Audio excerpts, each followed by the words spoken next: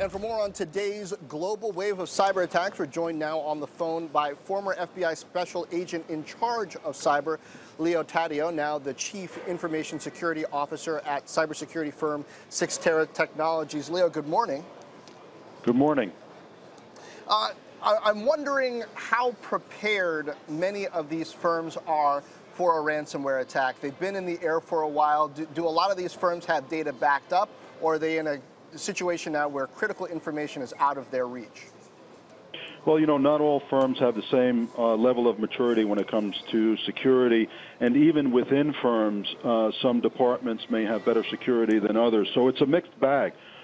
Many companies have taken over smaller companies and vice versa, and with those takeovers, you inherit the security posture of the organization you purchased and tried to merge. So there's a wide variety of security, a wide variety of protections out there, and so that's why we're seeing this type of tool propagate broadly, because it's very difficult to deploy effective security across the entire organization in everywhere it needs to be.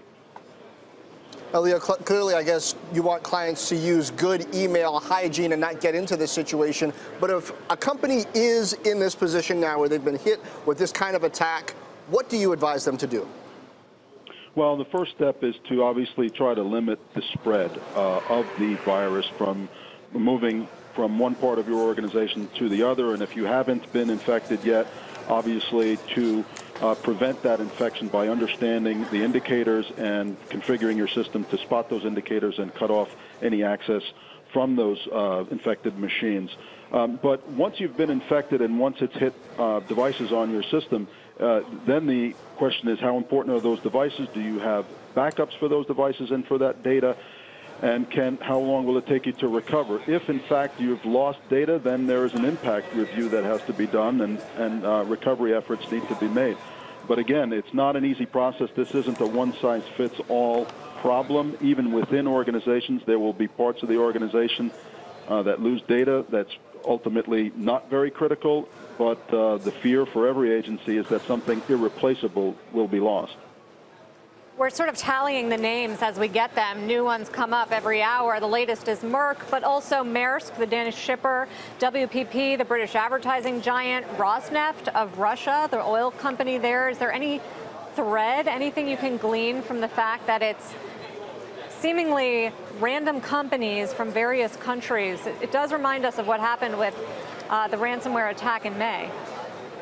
Right, so this is the problem that the U.S. government has in general. The FBI and other agencies will work to attribute this attack to the persons behind it. But when you try to figure out the motive, it's hard to understand. The WannaCry ransom attack did not result in a big financial gain for the people behind the attack.